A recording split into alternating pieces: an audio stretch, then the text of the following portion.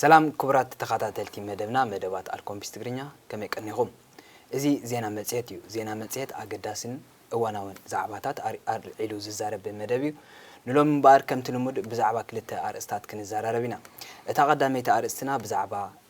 ابزي كنزي زرغخو ويون باجت سلع منغستي اب غداي اربيتس فورميلين كما يخوني كومون بتخاطاتلتي زمص حتوتات بزعبا ميغراهونس باركيت كخوني ملستات حيزنا ويون امصنعت زغنيه مسارحتنا خالد عبدو مسالو نابو خبلكم سناي مكتتال خالدوم ابتا قداميتي ارستنا خناتو بزعبا حجي تسلع زلو باجت اب اربيتس فورمينيان زملكت حبريتا تكب قني خلها بزعبا حبريتا قله كتبني حري غني لي نيات ولت حبريتا زاكبنا يابزي ابز حلف خلصقنا زتجبرنا باجت مسلع ناربيس فورميلين بخمي كصول ويخل نسرح نتمرتن زبلكت معناتيو بخمي كصول ويخل ابزبل كوكو زقنه مرداتاتاتيو وسخ انتايو قداماي قدم حجي زي نبره زتفليه 11 مليار بالعلي باجت كم تسلعه از مالت كاني بفلاين اربيس فورميلين 350 مليون ني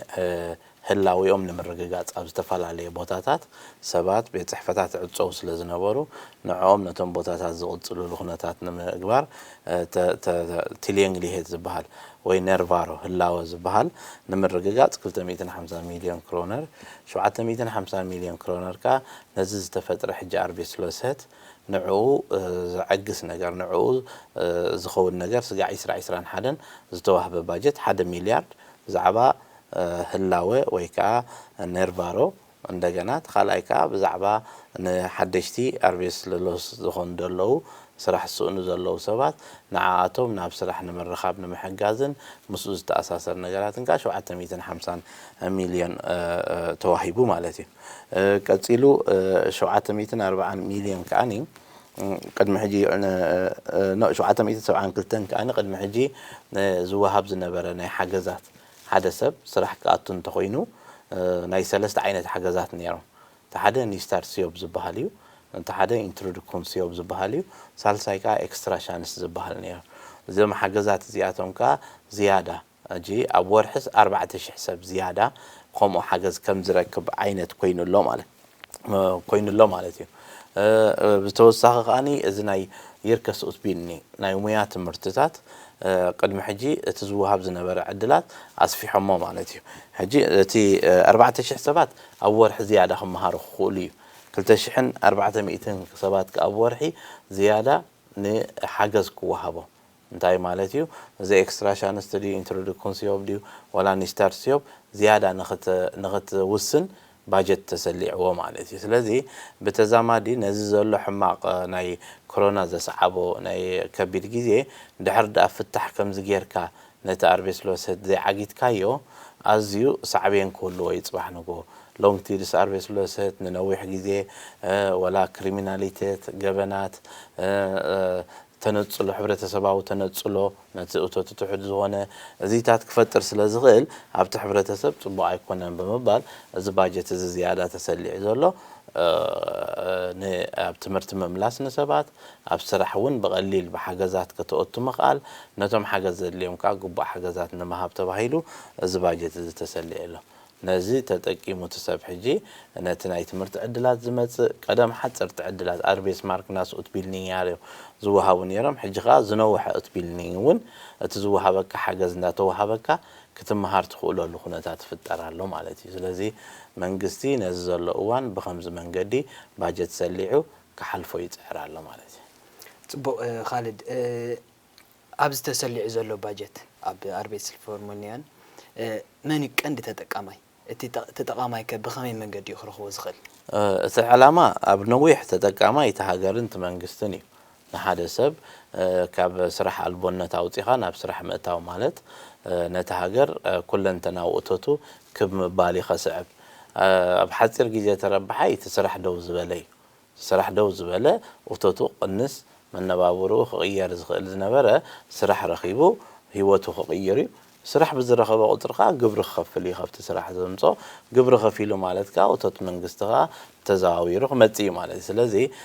ተረባሓይ ክኸውን ዘለዎ መን ነዚ እውን ተገይሩ ከብክዕ ከይተረባሓሉ ዝተርፍ ሰብ ኩሉ ኣገባብ ሰኣን ምፍላጥ ኣበይ ንምንታይ ትኸይድ እንታይ ዓይነት ሓገዝ ተገይርልካ ኣሎ ኣየናይ ከይግባእካ ናብ ምፍላጥ እንትናትና ተኸታታላይ ብዙሕ ጥበቕ ዝበለ ኣፍልጦ ዘለዎም ጥልቕ ዝበለ ኣፍልጦ ዘለዎም ኣይመስለንን ኣብኡ ከዓ ብዙሕ ግዜ ዝድወለና ንሪኦ ብስራሕ ደረጃ ከምኡ ስለ ዝሰርሕ ዘለኹ ከዓ መዓልታዊ ክረኽቦም ከለኹ ኣርቤስ ማርክ ናድኡት ቢልዲንግ እንታይ ማለት እዩ ኣብኡ ኣቲኻ እንታይ ክትረክብ ትኽእል ኣየናይ ሙያይ ድሕሪ 5 ዓመት ፕሮግኖስ ኣሎ ሜግራ ኣርቤስ ፎርሜሊንግ ኩሉ ሻዕ ናይ ዝቕፅል 5 ዓመት ዝያዳ ዝድለ ሙያ እንታይ ዝብልሲ የውፅልካዮ ንዕኡ ርኢኻ ድሕሪ 5 ዓመት ዝኽድለ እንተኾይኑ ኣነ ዳ እሞ ቀዲመ ሕጂ እንታይ ክገብር ክእል ክትብል ክትክእል ኣለካ ማለት እዩ ኣብዚታት ቁሩብ ሓገዝ ዘድልዮም ሰባት ብዙሓት እዮም ንዕኡ ግን ነዚ መፂ ዘሎ ተረባሕቲ ክኾኑ ምእንቲ በቐረባርዮም ኣብ ከምዚ ከቢድ እዋን ስራሕ ምእታው ከቢድ ዝኾነሉ እዋን እንተሎ ሙያኻ ጥሪኻ ትፀንሕ ኣብ ቁነታት ናብ ንቡር ምስ ተመልሰ ሽዑ እቲ ሙያኻ ንቐጻሊ እውን ከንበረካ ይኽእል ማለት እዩ ስለዚ ተረባሓይ ኣብ ሓፂር ግዜ እቲ ስራሕ ደው ኢሉ ዘሎ ኸውን ኣብ ነዊሕ ግን ወላሱ ወላቲ ሃገር ወላቲ ቁጠባ ናይቲ ሃገር ተጠቃማይ ናይቲ ፖሊሲ ይኸውን ማለት እዩ እዛ ዜና ካብ ንዝርግሓ ሓደ ክልተ ሕቶታት እውን ከምዚ ኣቐዲምካ ክትገልጾ ፀናሕካ ናብ ቤት ፅሕፈት ተደው ኢሉ ነይሩ ገለ ሓንቲ ካብኦም ሕቶታት ከምፅእ እንተ ደኣ ኮይነ ነቲ ተዋሂቡ ዘሎ ዕድል እስቲ ብኸመይ ኣገባብ ክንረኽቦም ንኽእል ቁሩብ ሓበሬታ ክትበኒ ተቐዳማይ እንታይ እዩ ኣርቤስ ፎርሜሊንግ ዝስጋዕ ዝሓለፈ ቁሩብ ዓመታት ነቲ ዕማማት ስራሕ ባዕሊ ዝገብሮ ነይሩ ቅድሚ ቁሩብ ዓመታት ኣነ ው ዝሰርሓሉ ዝነበርኩ ግዜ ወላ ሲቪ በርክሳም ሄት ነይሩ ሰባት ይመፁ ሲቪ ትፅሕፈሎም ኣብቲ ኣርቤስ ፎርሜሊንግ ፊድባክ ትህቦም ትሕግዞም ነይሩ ካብ ዝተወሰነ ግዜ ንኔው ግን ሓድሽ ፕሮግራም ስቶዶክ ማችኒንግ ዝበሃል ምስ መፀ እሱ እንታይ እዩ ናይ ግሊ ካምፓኒታት ካልኦት ነቶም ሰባት ይመርፅዎን ይኸዱ ኣው የዳልዎም ንስራሕ ይሕግዞም መሰ ስራሕቲ ይራኽብዎም ገለ ሳቶም ንኽልተ ኢኻ ተራኽቦም ንትምህርቲ ተራኽብ ንስራሕ ተራኽብ እጂ እቲ ኣርቤስ ሃንድሌ ጋር ናተይ እንዳበለ ይስጋዕ ሕጂ ሰብ ዝዛረብ ኣብ ኣርቤስ ፎርሜሊ ሃንድሌ ጋር ዝበሃል ተሪፍ እዩ ሕጂ እንታይ ዳይ ኣረንደ እዩ ዘሎ ጉዳይ እዩ ዘሎ ኣብኡ ከዓ እንታይ ማለት እዩ ሓደ ግሩፕ እስኻ ኣብ ገለ ግሩፕ ኢኻ ትምደብ ኣብቲ ግሩፕካ ግን ብዙሓት ዝሰርሑ ኣለዉ ዝኾነ ተረኛ ኣትዩ ክሪኦ ክውስን ዝኽእል እምበር ሓደ ንዓኻ ዝበሃል የለን ስለዚ እቲ ልምዲ ንዕኡ ሒዙ ሰብ እንዳኸደ መልሲ ደንግዮሙኒ መልሲ ደይህቡኒ እንዳበለ ዝኸይድ ዘሎ ነቲ ዝተገብረ ለውጥታት ስለ ዘይተረድኦ እዩ እቲ ለውጥታት ከመይ እዩ ዘሎ እንታይ ኮይኑ ዘሎ ንኽትፈልጥ ግን ከምዚ ናትና ትካል ኣብ ኮሙስ ልዕሊ ብዙሓት ሰባት ኣለውና ተሳተፍቲ ስቶዶክ ማችኒንግ ኣብኡ ሕጂ እንታይ ማለት እዩ ይመፅእ እቲ ሰብ ኣገባብ ተርእዮ ርክባት ምስ መንግስቲ ናይ ኣርቤስ ፎርሜሊንግ ይህሉ ንመን ትፅሕፍ ናበይ ትኸይድ እንታይ ተዳልዎ ኢንተርቪዋት ናይ ስራሕ ናይ ትምህርቲ ሲቭ ዝበሃል ኣሎ ሓጋዝ ስቱዲ ፌክሌዳረ ናብኡታት ዕድላት ትህቦ ነዚታት ኣይደሊን ኢሉ ሱቕ እንተይሉ እቲ ሰብ ወይ እውን ከይዱ ብግቡእ ተለይ ተጠቂሙሉ ከመይ ገይሩ ዳእሞ ናብቲ ደልዩ ክበፅሕ እቲ ቀጥታዊ ምስ ሃንድሌ ጋር ዝበሃል ነገር እንዳተረፈ መፅእ ኣሎ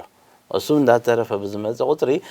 ብተሓገዝቲ ኢና ንሰደኩም ናብ ሓገዝቲ ኢና ንብለኩም እንዳተባሃለ ነቲ ሓገዝቲ ከዓ ንስኻ እንተደይ መሪፅካዮ ሓገዝ ዘይብልካ ክትተርፍ ኢኻ ማለት ስለዚ እታ ዘቐለለት መንገዲ ከምዚ ክመፅእ ከሎ እንታይ ይብኡ ደሎ ንዓይ ንኽፈልጥ ናብቲ ዓውዲ ዝሰርሑ ዘለዉ ትካላት ናዕቦም ከይደ ኣነስ ናብዚ ስደዱን እሞ ክሕግዙኒ ኢልካ ምስ ፀሓፍካሎም ዝግባእካ እንተኾይኑ ይውስኑልካ ብኡ ቢልካ ከዓኒ እቲ ዝግባእ ሓገዝ ትረክብ ድሕር ዳእቲ ሓገዛት ክትረኽቦ ትኽእል ዘይፈሊጥካዮ ግን ክትሓተውን ኣይትኽእልን ኢኻ ማለት እዩ ፅቡቕ ካልዶም ስራሕ ገዲፍካ ምዚ ዘሎ ኩነታት ኣብ ግምት ብምእታው ነቲ ስራሕ ዝነበረካ ገዲፍካ ናብ ትምህርቲ ምእታው ዘሻቕል ዶ ይመስለካ ወላ እንታይ ይኸሻቕል እሞ ዝሓሸ ህይወት ንኽትመፅእ ከምኡ ኩሎም ዝገብሩ መንእሰያት ሽወደን ብዙሓት ወላ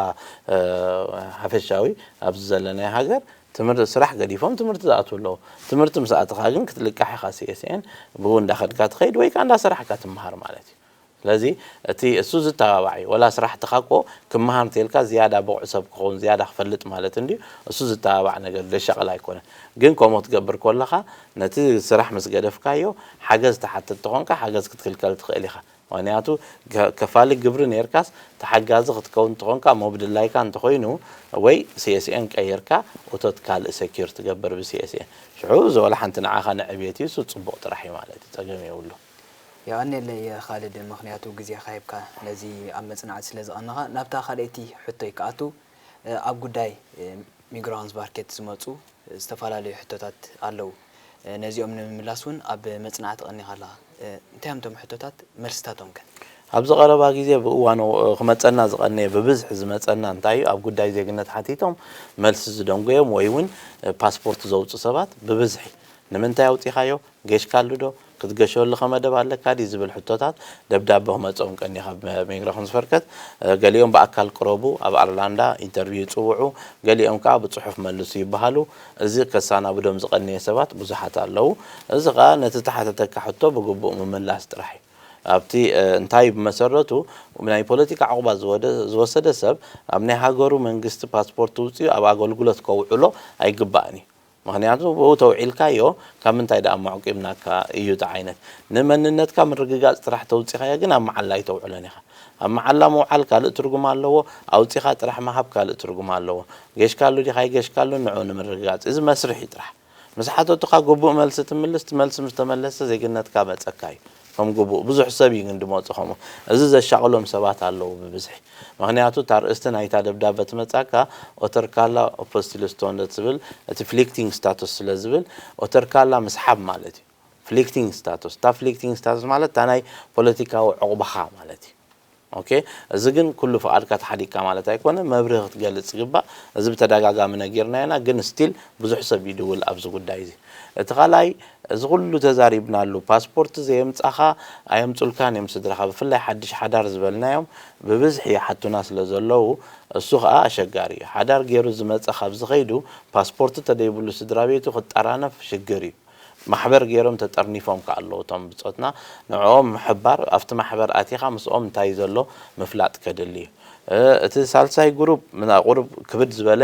ግን ከዓ ተሓባቢሮም ክሰርሕሉ ዝግባእ ኣብዚ መጨረሻ እዋናት መንግስቲ ሽወደን ወይ ሚግራሽን ዝፈርከት እንታይ ጀሚሩ ንኹሎም ወታደራት ዝነበሩ እሞ ኣብ ግፋ ተሳተፉ ፖሊስ ዝነበሩ ኣብ ምክትታል ዶባት ዝነበሩ ኣብ ኩሉ በደል ክፍጸመሉ ኣብ እስር ቤታት ዝሰርሑ በደል ኣብ ዝፍጸመሉ ከባቢ ዝነበሩ ተሓባበርቲ ናይቲ ገበን ይኹም ብምባል ኣብ ኤክስክሉዥን ክሎዝ ዝበሃል ኣሎ ኣብቲ ናይ ጀኔቫ ኮንቬንሽን ኣውእትዎም ይንጸሉ ማለት እዩ እቲ ናይ ዕቁባ መሰል ኣይግባእ ኮይኑ ምክንያቱ በዳልን ተበዳልን ብማዕረኽ ዕቁባ ኣይክእልን እዩ ዝበሃል እዛ ሕጂ ዘላ ሕጊ ኣቐዲማ ተትግበርታ ገባብ ኣሰራርሓ ዝወስድ ኣይምተረኽበን ምክንያቱ ኣብ ውትድርና ግበር ወይ ኣይትግበሪ ስለዚ እቲ ዝበሃል ዘሎ ጠቐነኻ ከቢድ እዩ ኣብ ሂወትካ ምሳኻ ዝኸይድ ይኽእልሻ ናይ ኩናት ገበነኛ እዩ ስለዚ እቶም ከምኡ ዝተባህሉ ሰባት ተጣራኒፎም ወከልቲ ገይሮም ብግቡእ ዝርርብ ገይሮም ነቲ ዝነበረ ነገር ናይ ሂወቶም ሓደጋ ከም ዝነበሮ እሞ ብጥርኑፍ መንገዲ ኣድረስ ክገብርዎ ቅድሚ ሕጂ እውን ፃውዒት ገይርና ተጣራኒፎም ንሳቶም ይመፁ ኣለዉ ዝረኸቡ ዝተጣራነፉ ኣለዉ ሳቶምን ከምኡ ክቃለሱሉ ኣዝዩ ኣገዳሲ እዩ ገሊኦም ከዓ ዝናበ ውፁ ዝበሃሉ ማለት እዩ ከምቲ ቅድሚ ሕጂ ዝገለጽናዮ ሰለስተ ኤርትራውያን ካብ ሽወደን ናብ ኢትዮጵያ ተሰጊጎም ኣለዉ ፓስፖርት ናይ ኤርትራ ዘለዎም ሰባት ምክንያቱ ናብዚ ክመፁ ከለዉ ቀደም ብኻልእ ፓስፖርት ናይ ኢትዮጵያ ኣትዮም ስለ ዝነበሩ ጥራሕ ኣብዚ ምስ መፁኻ ናይ ኢትዮጵያ የውፅኡ እሞ ግን እቲ ናይ ኢትዮጵያ ናይ ኤርትራ ዘውፅዎ ብዚ መንግስቲ ሽወደን ንመንግስቲ ኢትዮጵያ የርእዮን ከየርኣይዎም በቲ ናይ ቀደም ኣርእዮም ጥራሕ ዝመለስዎም ኣለዉ ሰለስተ ሕጂ እውን ከምኡታት ዓይነት ሓደጋ ዘሎ ኣሎ ንዕኡ ከዓ ተጣራኒፎም ኣለዉ መስቶም ተጠርነፉ ኮንካ ከመይ ጌርካ እቲ ሓደጋ ትቕንሶ ምዝርራብ የድሊ እዚ ብብዝሒ ዝመፀና ምድዋላት እንታይ ግን ትሽግር ዝሪኦ ዘለኹ ኣብዚ መፂና ግዜና ጥፊና እቲ ሓበሬታ ንቦ ዘለና እቲ ሰብ መረዳእቱ ኣኪቡ እቲ ዝግበር ንክፈልጥ ኢዳ እምበር እንድሕር ዳ ኣብዚ ነጌርካዮ ከለኻ በብውልቂ ከዓ ተመሊሱ ኩሉ ሰብ ደደው ኢሉ ነቲ ዝበልካዮ ደድግመካ ኮይኑ እቲ ሓበሬታ ዝወሃብ ዘሎ ኣብ መዓላ ይውዕል የለን ማለት ስለዚ እግረ መንገደይ እንታይ ክብል ንከምዚ ዓይነት ሽግራት ተጠርኒፍካ ሓበራዊ ሽግር የገጥመካ ቶም ትሽግር ዘጋጠመካ ሰባት ተጠርኒፍካ ወከልትኻ ጌርካ ትኸይድ ትሽግር እንታይ ዝኩሉ ዝርዝረልካ ዘለኹስ 4-5 ማሕበራት ኣለዉ ኖ ጉዳይና ኤርትራውያን ስደተኛታት ኢልካ ሓደ ጽላል ማሕበር ግበር ኣብቲ ውሽጡ ናይ ጉዳይ ፓስፖርት ናይ ጉዳይ ገዛን ስራሕን ዝተባሃሉ ግሩፕ ኣለው በብናቱ ተጣራኒፍካ ወከልትኻ ክሰድድ ከለኻ ግን ንኹሉ ትሽግራት ከይዶም ይዛረቡ እምበር ንሓደ ሰብ ከም ሰብ ክንድትገልጾስ ናይ ዓይኒ ማሕበር ናይ እዝኒ ማሕበር ናይ ኣፍንጫ ማሕበር ኢልካ ተፋናጪልካዮ እቶም ተኸዶም ቤት ጽሕፈታቱን ክስልችዎን ኤርትራውያን ናይ ከምዚ ፓስፖርት ኤርትራውያን ናይ ፎርሼኒንግ ስክራብ ኤርትራውያን ናይ እንዳበልካ ጽቡቕ ኣይኮነን እግረ መንገደይ ነቶም ኣሕዋት ብቐረባ ንዘራረብ ድሕግዞም ኣለው ኣብ ሓደ ክመጹ እግረ መንገደይ ጻውዒት ትገብር በብውልቂ ዘለዎ ቃነቶም ጥርኑፋት ይጥመሩ ኣባ ዘይጽምበር ተኾይንካ ሽግሩ ብውልቂ ይፈትን እምበር ነብውልቂ ነቲ ሰብ ክትፈትሕ ስለዘይካል ጥርንፍ ኢልካ ክፍታሕ ዝኽእል ሽግራት ኢኻ ኣብ ድሰምዕ ሃገር ኣብ ድሰምዕ መንግስቲ ኣለና ትሽግር ብንጹር መንገዲ ተቐሚጥካዮ ፍታሕ ዘይረኽብሉ ምኽንያት የለን ግን ብጥርንፍ መንገዲ ከም ሓደ ኣካል ኮንካ ክየድ የድሊ ክብረት ይሃበለይ ኻልድ ክቡራት ተኸታተልቲ መደብና ንሎሚ ኣዳሊናዮ ዝነበርና ዘተ ከምኡውን ሓበሬታ ዝተኸታተልኩሞ ነይሩ ኣብዚ መጽእ ብሓድሽ መደብ ክሳብ እንራኸብ ሰሰናይ ንዓኹም ድሓን ቀኒ